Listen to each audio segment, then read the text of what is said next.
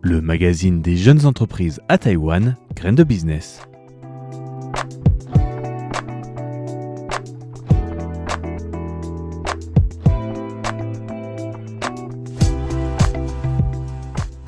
Bonjour à tous et bienvenue pour ce nouvel épisode de Graines de Business. Vous êtes en compagnie de Valentin Floquet et nous allons parler aujourd'hui de start-up et d'une start-up en particulier qui a pour sujet les ERP ou plus ou moins les ERP mais aussi l'intelligence artificielle.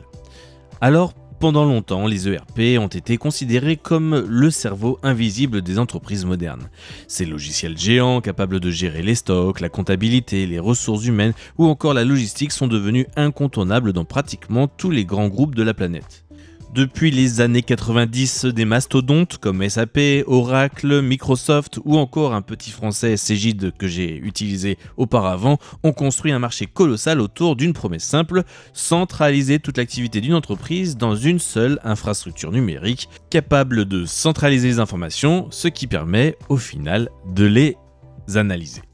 Mais derrière cette image ultra moderne des grandes multinationales, la réalité des petites et moyennes entreprises est souvent très différente. Dans une immense partie de l'Asie et particulièrement dans le tissu industriel taïwanais, beaucoup de PME fonctionnent encore avec des outils extrêmement rudimentaires pour ne pas dire archaïques. Les données sont dispersées dans des fichiers Excel, des documents papier, parfois même dans des carnets manuscrits et surtout une grande partie du savoir de l'entreprise repose encore dans la tête des employés les plus expérimentés. C'est précisément là que le problème devient intéressant car depuis l'explosion de OpenAI et de ChatGPT, toutes les entreprises du monde veulent intégrer de l'intelligence artificielle dans leur processus. Le sujet est partout, les dirigeants entendent parler d'automatisation, d'agents d'intelligence artificielle, d'analyse prédictive, de productivité augmentée, mais pour énormément de PME, cette révolution ressemble davantage à une vitrine inaccessible qu'un véritable outil de travail. Comment utiliser l'intelligence artificielle quand l'entreprise ne possède même pas encore de ERP moderne? Comment automatiser des opérations quand les données sont éparpillées partout? Et surtout, comment convaincre des PME de mettre leurs informations sensibles dans un cloud alors que les scandales liés aux fuites de données deviennent de plus en plus fréquents?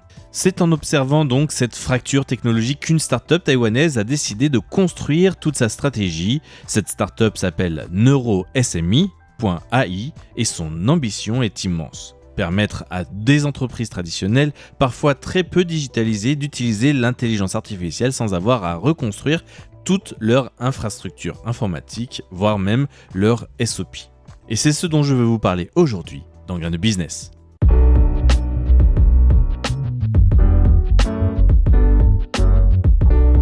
L'histoire derrière ce projet se retrouve avec l'entrepreneur nommé Chen Yixiang.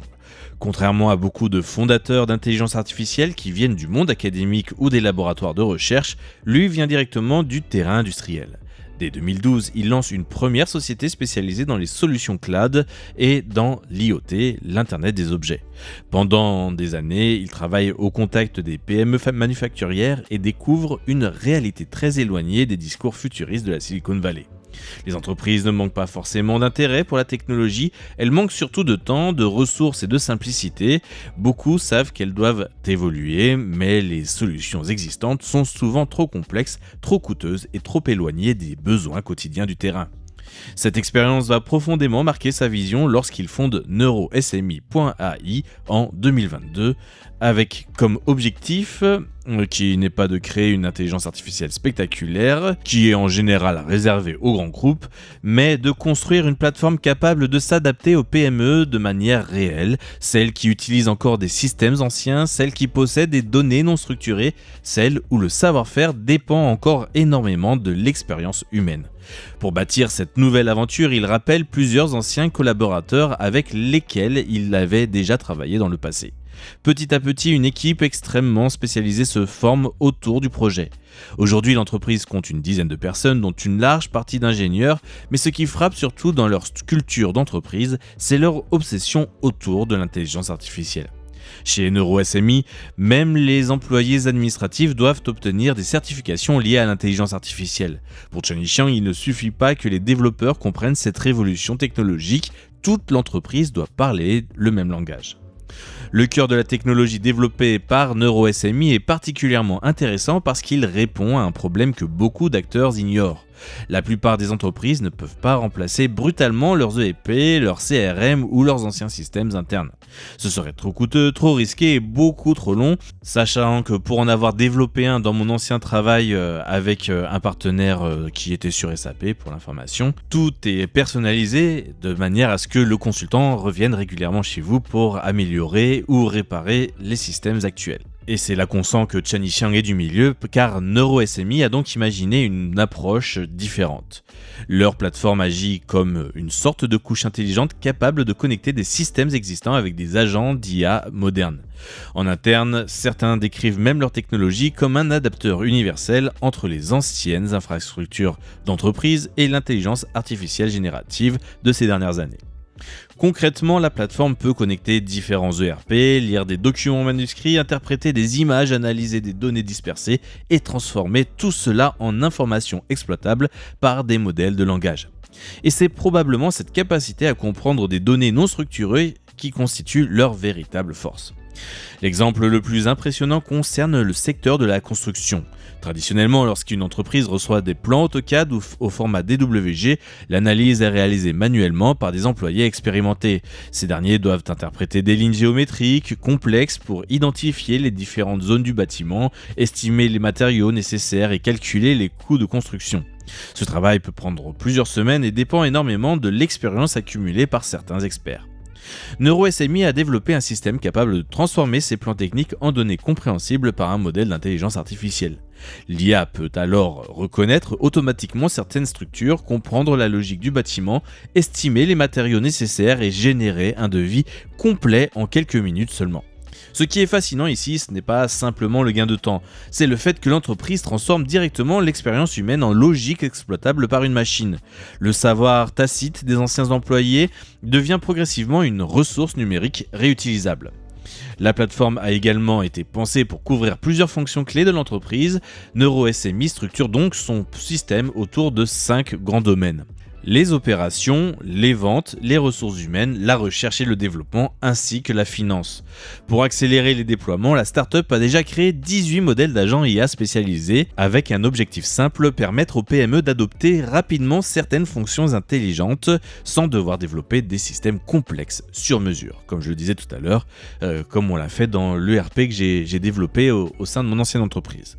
Parmi les exemples déjà déployés, l'un des plus intéressants concerne un grand fabricant taïwanais d'instruments de musique.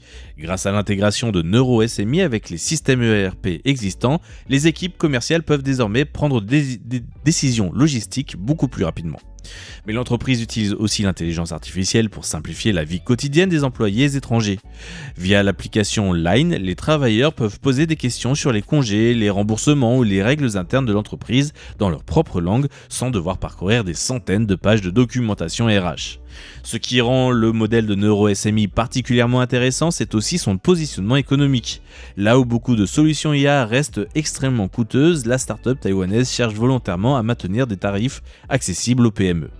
La plateforme fonctionne en SaaS, on en a déjà parlé beaucoup de fois, mais c'est un système de cloud avec un logiciel totalement à distance, avec certains modules disponibles pour moins de 1000 $ taïwanais par mois, c'est-à-dire à peu près 30 €. Même les configurations plus complètes restent relativement abordables comparées aux coûts traditionnels des projets ERP ou IA.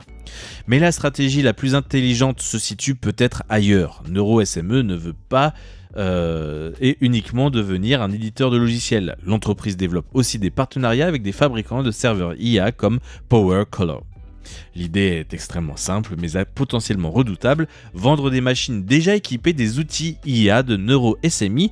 Autrement dit, les entreprises pourraient acheter directement des infrastructures prêtes à l'emploi avec des logiciels intelligents déjà intégrés. Une approche qui réduit énormément la complexité technique pour les PME. Cette stratégie pourrait aussi devenir un avantage compétitif majeur dans les années à venir. Car à mesure que l'intelligence artificielle progresse, la bataille ne se joue plus seulement sur la puissance des modèles. Elle se joue aussi sur l'intégration concrète des entreprises réelles. Et sur ce terrain, les startups capables de simplifier l'adoption auront probablement une longueur d'avance par rapport aux autres. Pour renforcer sa crédibilité, NeuroSMI a également choisi une approche très stratégique, travailler avec les institutions publiques. Les administrations imposent généralement des standards extrêmement élevés en matière de cybersécurité, de stabilité et de conformité. Réussir à collaborer avec des organismes gouvernementaux devient donc une forme de validation technologique très puissante. À Taïwan, l'entreprise participe déjà à plusieurs projets liés à la transformation numérique et à l'automatisation administrative. Mais la start-up regarde déjà au-delà du marché taïwanais, avec le Japon en première grande cible internationale, et ce choix n'est pas vraiment un hasard. Et quand on écoute mon émission depuis quelques années, on peut voir qu'il y a quand même un schéma dans l'internationalisation des startups taïwanaises. Le pays possède en effet un immense tissu de PME industrielles confrontées aux mêmes problèmes: vieillissement de la population, manque de main-d'œuvre, systèmes anciens et besoin urgent d'automatisation pour pouvoir rester compétitif et juste survivre. NeuroSMI a ainsi ouvert une présence à Fukuoka et a commencé à collaborer sur des projets liés aux procédures administratives pour les entrepreneurs étrangers. Aujourd'hui, l'entreprise est encore petite, elle prépare actuellement une levée de fonds pré-A, donc avant la levée de fonds A, afin d'accélérer son développement technologique et son expansion au Japon. Mais ce qui rend cette startup particulièrement intéressante, c'est qu'elle s'attaque à un problème très concret que beaucoup d'acteurs de l'IA ignorent encore: la réalité quotidienne des PME traditionnelles. Pendant des années, le monde de la tech a imaginé l'avenir à travers des plateformes gigantesques réservées aux grandes entreprises. NeuroSMI adopte presque la logique inverse. Grâce à l'IA, en effet, il n'a pas besoin de personnaliser son modèle à tout le monde. La startup part donc du terrain, des contraintes réelles, des systèmes imparfaits, des documents papier et des processus humains, et c'est peut-être précisément cette approche pragmatique qui pourrait faire sa force. Parce qu'au fond, la prochaine révolution de l'intelligence artificielle ne viendra peut-être pas uniquement des modèles les plus puissants, elle viendra peut-être surtout des entreprises capables de rendre cette technologie réellement utilisable par des millions de PME dans le monde, et ainsi ouvrir un marché là où il n'existe pas jusqu'à présent. Et si ce scénario se confirme, alors une petite start-up venue de Taïwan pourrait bien participer à redéfinir le futur des ERP dans le monde entier.